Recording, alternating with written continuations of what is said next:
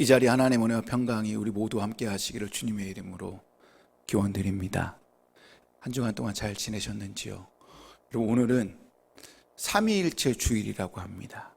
교회 전통에 따르면 성령 강림 주일, 그 다음 주일을 삼위일체 주일로 교회가 지켜왔습니다. 개인적으로 삼위일체 여러 가지 신학적 주제 가운데 개인적으로 제일 이해하기 힘든 부분인 것 같아요. 저뿐만 아니라 많은 목사님들이, 또 많은 성도님들이 삼위일체를 이해하는데 다 어려움이 있을 거라고 생각이 되어집니다. 그래서 삼위일체의 신비를 온전히 다 말하고 이렇게 100% 얘기할 수는 없어요. 이건 진짜 일종의 신비이기 때문에 그냥 이거는 믿음으로 받아들여야 되는 부분입니다. 그래서 혹시 이렇게 설명하면 안 돼요. 여러분, 물로 설명을 할게요. 물이 H2O예요. 그렇죠? 그러면 고체일 때는 얼음이에요. 액체일 때는 물이에요. 기체일 때는 뭐예요? 수증기가 돼요. 물 분자 H2O는 변함은 없지만 형태가 바뀌었죠. 그래서 하나님의 역사를 이렇게 고체일 때는 얼음 이렇게 얘기하는 거는 양태론이에요. 이거 설명이 맞지 않아요. 그러니까 이거는 이단이 얘기하는 거예요. 예를 들면 또 이러한 설명도 틀려요. 제가 여기서는 목사이지만 집에서는 남편이고 또 아버지입니다. 또 제가 또 저희 부모님한테 가서는 아들입니다. 이렇게 하나님 이렇게 설명하는 것도 옳은 방법은 아닙니다. 또 이렇게 하나님을 설명하는 것도 옳지 않아요. 예를 들면 구약에는 하나님 시대, 신약에는 예수님 시대, 그 위에는 성령 시대입니다. 그래서 이거를 구분해서 얘기하는 이것도 올바른 삼위일체의 방법은 아니라는 것입니다. 그러니까 삼위일체는 하나님께서 인간의 그 역사하심, 또 이 인간의 삶 속에 당신의 드러나는 방식에 대한 설명입니다. 우리는 알게 모르게 삼위일체 그 하나님에 대하여 신앙생활을 하면서 고백하며 고스란히 인정하면서 살고 있다는 거예요. 우리가 기도할 때 어때요? 삼위일체 하나님께 기도하고 있다는 거예요. 우리의 기도가 하나님의 아버지께 올려드립니다. 근데 누구를 통해서 기도해요? 예수 그리스도 통하여 기도해요. 그리고 성령님을 의지하여 성령님에 의해서 기도가 행해지고 있다는 거예요. 우리는 매 주일마다 삼위일체 하나님께 거룩하게 나와 예배를 드립니다. 이 예배를 통하여 삼위일체 하나님의 역사하심과 또 직접 또는 간접적으로 삼위일체 하나님의 인도하심을 내가 경험하고 그걸로 인하여 신학적 고백으로 이어지게 되어 내 삶의 축복으로 나아가는 것이 예배예요. 이런 주일의 개념을 한번 생각해 보세요. 주일은 한 주를 시작하는 첫날이에요. 근데 이 성부 하나님께서 뭐한 날이에요? 창조를 완성시킨 날이에요. 또 이날은 성자 예수님께서 무덤에서 부활하신 날이에요. 또한 성령님께서 새롭게 태어날 교회에 충만하게 임재한 날이 바로 주일이라는 것입니다. 그래서 이 모든 주일은 거룩한 삼위일체 하나님의 날이라는 거예요. 그러니까 매 주일마다 이 제 가운데 있던 우리에게 구원을 주시는 성부, 성자, 성령께서 하나 되셔서 차별 없이 구별 없이 온전하게 임하는 날이 바로 주일이라는 것입니다. 오늘 본문 말씀을 보시게 되면 삼위일체 하나님을 언급하고 있습니다. 13절 말씀입니다. 주 예수 그리스도의 은혜와 하나님의 사랑과 성령의 교통하심이 너희 무리와 함께 있을지어다 라고 얘기하고 있습니다. 잘 아는 말씀이죠. 이 말씀이 오늘날 축도의 원형이 되는 말씀입니다. 그러니까 바울은 다른 서신서에서는 예수 그리스도와 관련지어서 그냥 단순하게 주 예수 그리스도의 은혜가 너희에게 있을지어다 라고 마무리 인사를 하였습니다. 그런데 유독 고린도후서 13장 13절에서만 예수님, 하나님, 성령님, 삼위일체를 표현하고 있다는 것입니다. 근데 바울의 의도가 우리가 지금 말하는 삼위일체의 교리를 생각해서 쓴 것은 아니라는 겁니다. 바울이 삼위일체에 관한 교리를 생각하여 기록하였다면 하나님을 제일 먼저 넣었을 거예요. 그리고 하나님을 언급하면서 아버지라는 말을 덧붙여서 사용했을 거예요. 근데 하지만 예수님에 관한 이야기를 제일 먼저 나왔다라는 것은 평소 서신서의 마무리 인사에 대한 습관처럼 그리스도의 은혜라는 표현을 쓰면서 좀 더 엄숙하게 하나님과 성령님까지 언급하였다라는 것입니다. 다시 말하여 이 말은 사도 바울이 고린도 교회에 예수님뿐만 아니라 하나님과 성령님까지 기록했다는 것은 고린도 교회에 자신이 평소 기도하던 그 바람이 있어요. 그게 뭐냐면 고린도 교회가 은혜로웠으면 좋겠다. 고린도 교회 안에 사랑이 넘쳤으면 좋겠다. 고린도 교회 안에 교제가 넘쳐나기를 강조하는 의미로 성부, 성자, 성령의 이름을 뭐 했다라는 거예요? 기록했다라는 거예요. 이게 무슨 말일까요? 여러분, 고린도 교회는 이런저런 크고 작은 문제가 상당히 많았습니다. 그래서 성도 간의 갈등이 아주 많았습니다. 그래서 파도 나뉘어져 있었고요. 남자 여자에 대한 차별도 있었고요. 성령에 대한 문제도 있고요. 여자들이 수건을 쓰는 문제, 성찬에 대한 문제, 또 사도 바울의 이 사도권 문제까지 다양한 문제가 그냥 종합선물처럼 가득한 곳이 고린도 교회예요. 그래서 편지의 마지막 인사 끝에 사도 바울은 각별한 부탁을 하기 위하여 예수 그리스도의 은혜로만 축복하기에는 아쉬운 나머지 하나님과 성령님을 덧붙였다라는 거예요. 사도 바울은 고린도 교회 안에 하나님의 아까 좀 전에 얘기했던 그 예수님의 은혜와 하나님의 사랑과 성령님의 교제를 통하여 교회의 크고 작은 문제들이 원만하게 해결되어 성도끼리 하나 되는 마음에서 이런 축복 기도를 하였다라는 것입니다. 이제 11절 말씀을 보실 텐데요. 11절 말씀을 보시게 되면 바울이 고린도 교회에 이제 작별의 인사를 하면서 매우 의미심장한 당부를 합니다. 다 같이 볼까요? 끝으로 말합니다. 형제자매 여러분, 기뻐하십시오. 온전하게 되기를 힘쓰십시오. 서로 격려하십시오. 같은 마음을 품으십시오. 화평하게 지내십시오. 그리하면 사랑과 평화의 하나님께서 여러분과 함께 하실 것입니다 라고 당부하고 있다라는 거예요. 화면을 좀만 더 보여주세요. 여기 당부에 보면 크게 두 가지 영역으로 나눌 수 있어요. 첫 번째 영역은 개인의 영성을 위한 영역이라는 거예요. 개인의 영성을 위하여 사도 바울이 당부를 한 것이 무엇이냐면 기뻐하라, 온전하게 되기를 힘쓰라라는 거예요. 또 고린도 교회 공동체를 위하여 서로 격려하십시오. 같은 마음을 품으십시오. 화평하게 지내라는 당부를 하고 있다라는 거예요. 이제 화면 넘기셔도 됩니다. 바울이 이렇게 개인적인 부분과 공동체적인 부분을 당부한 이유는 무엇입니까? 그들의 삶이, 교회의 모습이 전혀 그렇지 않았다라는 거예요. 아까 좀 전에 말씀드린 것처럼 고린도 교회는 다른 교회에 비해 크고 작은 문제들이 너무 많아 성도들의 갈등이 너무나 심했다라는 거예요. 교회 내의 문제로 인해 개인적으로요, 기쁨이 없는 거예요. 내가 교회를 갔는데 내가 온전함을 느끼지 못하는 거예요. 내가 성도들을 만나는데 서로 위로하지도 않고요, 서로 위로받지도 못하는 거예요. 함께 성도들과 예배드리고 함께 성찬을 하려고 함께 교제를 하고 하나 되기 위하여 하는데 마음이 따로 밥처럼 따로 놀고 있는 거예요. 그러다 보니까 뭐예요? 성도들 간에 화평이요 사라지고 말았다라는 거예요. 바울은 고린도 교회의 이러한 모습들을 전해드리면서 마음 아파했어요. 그래서 편지 쓰면서 기도하고 있는 거예요. 그 기도의 내용이 삼위일체 하나님의 이름을 함축하여 기도하는 심정으로 그들을 뭐 하겠다라는 거예요? 당부이자 축복의 기도를 하였다라는 겁니다. 사도 바울은 첫 번째로 고린도 교회인들에게 뭐라고 축복합니다? 성자 예수 그리스도의 은혜가 함께하기를 축복하고 있다는 겁니다.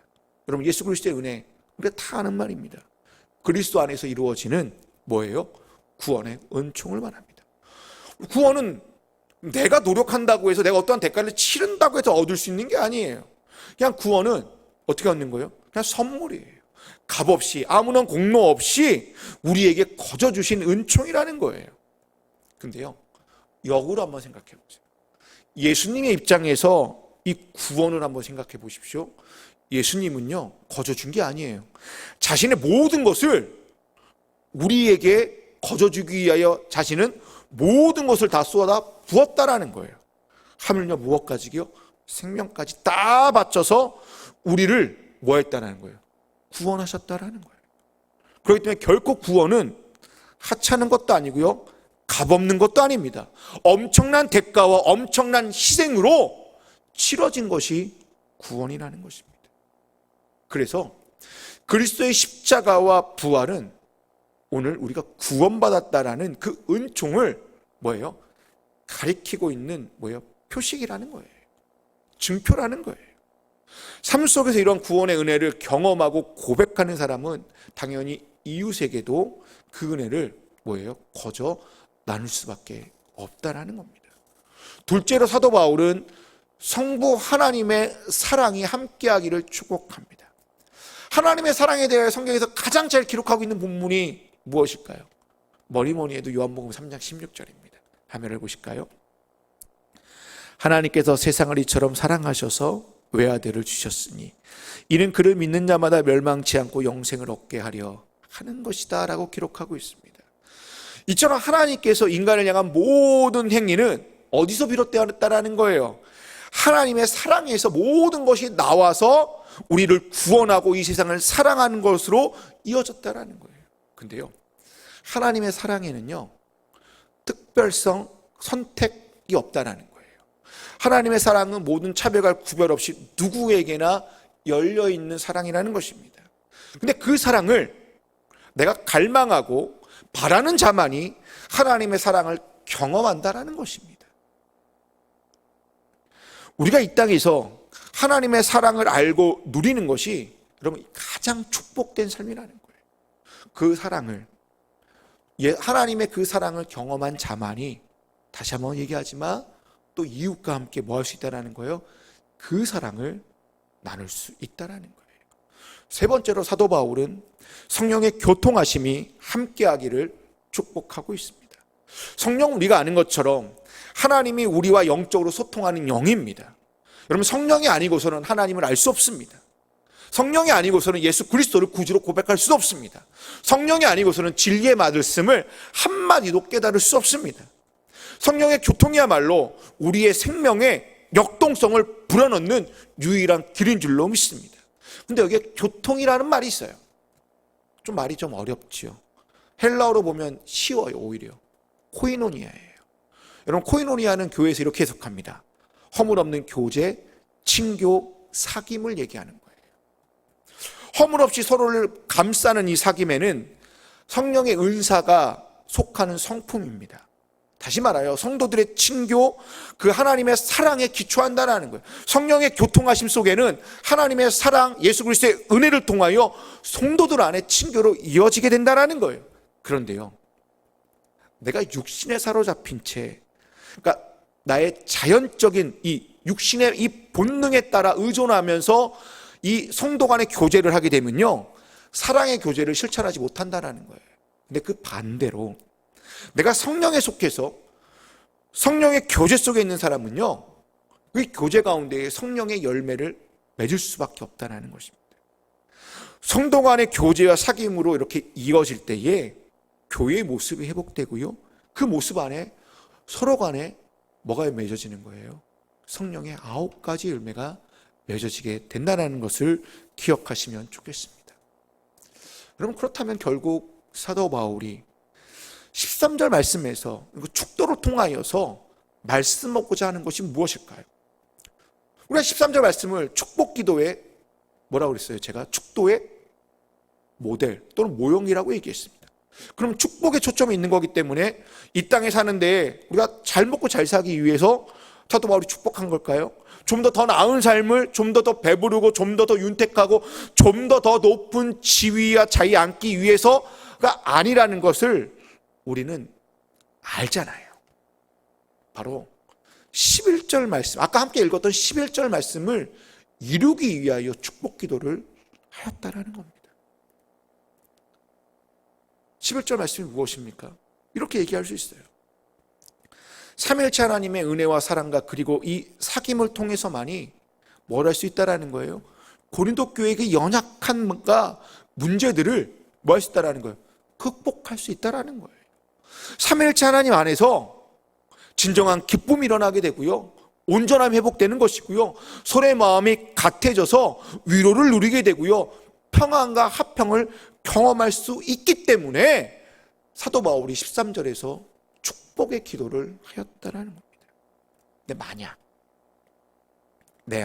지금 내 안에 기쁨이 없다, 하나님 앞에서 내가 온전함이 없다면 삼위일체 하나님과의 이 연결고리가 잃어버렸거나 끊어지지 않았나 한번 점검해 보아야 됩니다. 또 우리 공동체 안에, 또 여러분이 속해 있는 이런저런 공동체 안에서 서로 간의 마음이 갈라져 있고 같지 않고 격려함이 없고 화평한 모습이 없다면 삼위일체 하나님의 소통이 제대로 이루어지지 않았다라는 모습입니다. 오늘날 우리 모습을 한번 되돌아보십시오. 그럼 코로나 기간 동안 교회의 모습은 하염없이 땅바닥으로 추락하였습니다. 교회의 신뢰는 어떻습니까? 거의 바닥에서 허우적거리고 있습니다. 여러분들이 생활하고 있는 세상에서는요, 예수 믿는다는 이유로 여전히 교회를 다녀, 여전히 예배를 드려 라는 이유로 손가락질 당하고 있어요. 지금 성도들은 이 기간 동안 신앙을 지키기 위하여 또 유지하기 위하여 결코 쉽지 않았습니다.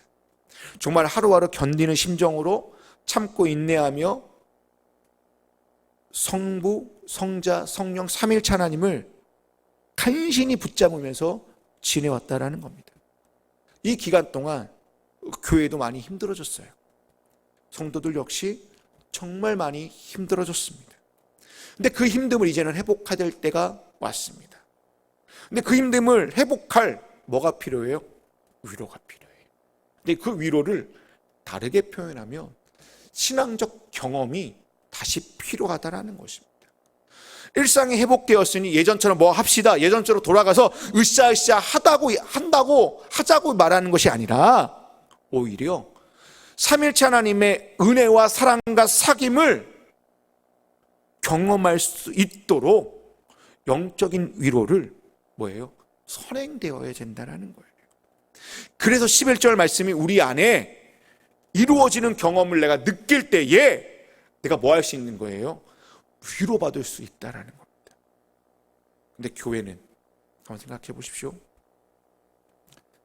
예수님의 은혜와 하나님의 사랑과 성령의 사귐을 경험하는 경험의 공간이 되어야 됩니다. 그리고 마음을 나누는 공간이 되어야 돼요. 제가 지금 작고 연약하여 저희 공간이 없어요. 그래서 공육교회에서 예배드리고 있지만 저는 늘 기도합니다. 주님, 이곳에 예배드릴 때마다 삼위일체 하나님의 은혜와 사랑과 사귐을 경험할 수 있는 공간이 되게 하여 주시옵소서. 그래서 이 공간에서 예배드리고 있는 저희들이 함께 마음을 나눌 수 있는 그러한 곳이 되게 해달라고 늘 기도합니다. 그렇다면 삼위일체 하나님의 은혜와 사랑과 사귐을 통하여 뭘 회복되어야 되냐면 먼저 내 안에 기쁨이 회복되어져야 됩니다. 하나님을 믿는 사람들의 특징이 무엇입니까? 늘 기뻐하는 사람이라는 거예요. 하나님을 믿는 사람의 특징은 기쁨이 넘치는 사람입니다. 목사님 요즘 같은 시절에 어떻게 기뻐할 수 있어요? 아무리 찾아봐도요, 도무리 찾아봐도요, 기뻐할 일이 하나도 없어요 라고 말하는 분들도 있을 거예요. 근데요, 기쁨은 외부에서 오는 게 아니에요. 기쁨은 외부에서 찾는 게 아닙니다. 기쁨은 외적인 요소가 아니라 내면적인 것이고요, 영적인 요소예요. 하나님의 이 삼위일체 하나님의 은혜와 사랑과 사귐을 경험할 때 진정한 기쁨이 온다는 것입니다. 한마디로 말해 이렇게 요약할 수 있어요. 하나님 자체가 우리의 기쁨이라는 거예요. 우리의 기쁨이 하나님 그 자체라는 거예요. 그런데 그 기쁨이 없다는 건 한번 점검해 봐야 돼요. 내 안에 은혜와 사랑과 사귐이 없는 것이 아닌가. 근데 간혹 기쁨을 즐거움과 비슷한 단어로 생각하여 혼돈하는 분이 있어요. 근데 완전히 다른 개념입니다. 그럼 즐거움은요, 외부에서 무언가 자극이 올 때 즐거움이 있는 거예요. 그래서 외부에서 오는 이 즐거움은요, 만족과 관련이 되어져 있어요. 근데 이 만족이 채워지게 되면요, 쾌락으로 이루어지게 된다는 거예요. 외부에 아무런 자극이 없으면요, 뭐가 없어요? 만족이 없어요. 그럼 즐거움이 없기 때문에요, 내 삶이 우울해질 수밖에 없어요. 우리가 하나님께 나오는 것은요, 이러한 즐거움을 얻기 위해 나오는 것은 아니라는 거예요. 교회 역시 즐거움을 주는 공간이 아니에요. 예배 역시 즐거움을 회복하기 위하여 즐거움을 찾기 위해 예배 드리는 것이 아닙니다. 여러분, 교회는 즐거움을 주고 경험해주고 그 다음 즐거움을 얻기 위해 나오는 것이 아닙니다. 교회는요, 기쁨이 있는 공간이에요. 기쁨의 근원 대신 하나님의 숨결이 숨쉬는 공간이 바로 교회라는 것입니다. 우리가 교회에서 함께 예배드리고 친교하고 나눔을 하는 것은 무엇입니까? 거기에서 하나님의 기쁨이 있기 때문에 거기에서 하나님의 기쁨을 내가 회복하고자 예배도 드리는 것이고 또 성도 간에 교제를 한다는 것이에요. 이것이 삼위일체 하나님의 축복이라는 것입니다. 그리고 삼위일체 하나님의 은혜와 사랑과 사귐을 통하여 온전함을 회복하셔야 됩니다. 그럼 온전하다는 게 무엇일까요? 완벽하다? 퍼펙트하다는 말일까요? 아닙니다. 그러면 깨끗하다는 말일까요? 죄가 없다는 말일까요? 이 역시 아닙니다. 온전하다라는 말은 내가 가지고 있는 모습 그대로 주님께 고백하고 인정하여 삼위일체 하나님의 인도하심을 받는 모습이 온전하다라는 거예요. 온전하다는 말 속에는요, 잘 생각해 보세요. 나 자신의 아픔과 부족함도 있습니다. 온전하다는 이 말 속에는요, 자신의 연약함도 있고요, 상처도 있고요, 제약된 모습도 있어요.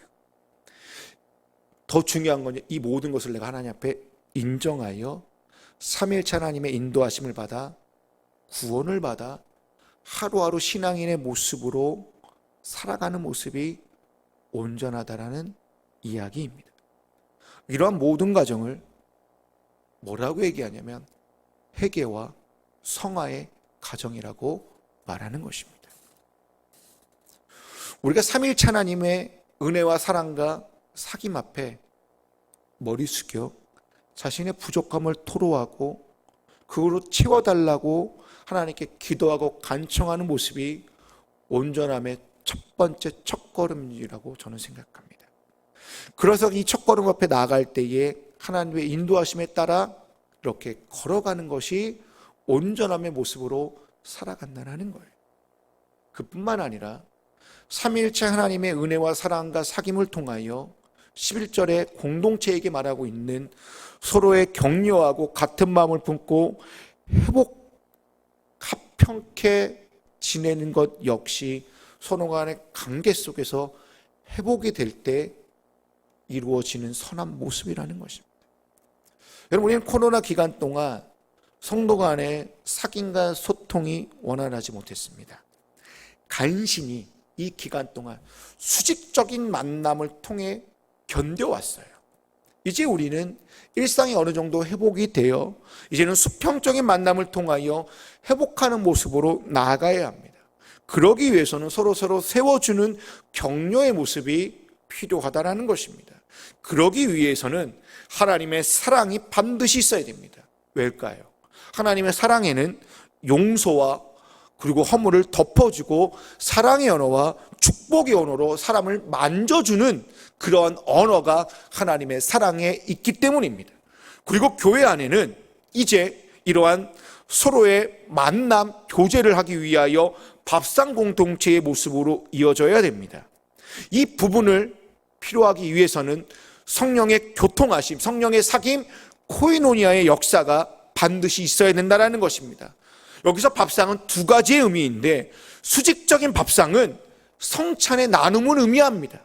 그리고 수평적인 밥상은 친교와 나눔입니다.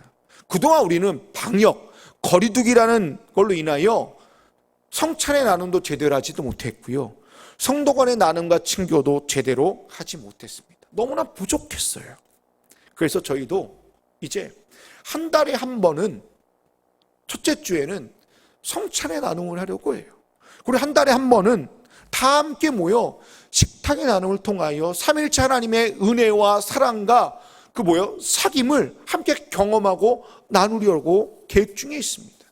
이제 저는 이제 말씀을 마무리 짓겠습니다. 여러분, 오늘 말씀은 축도의 모델이 되는 주 예수 그리스도의 은혜와 하나님의 사랑과 성령의 사귐을 통해 삼위일체 하나님의 속성이 여러분 삶 속에 경험되기를 주님의 이름으로 기원드립니다.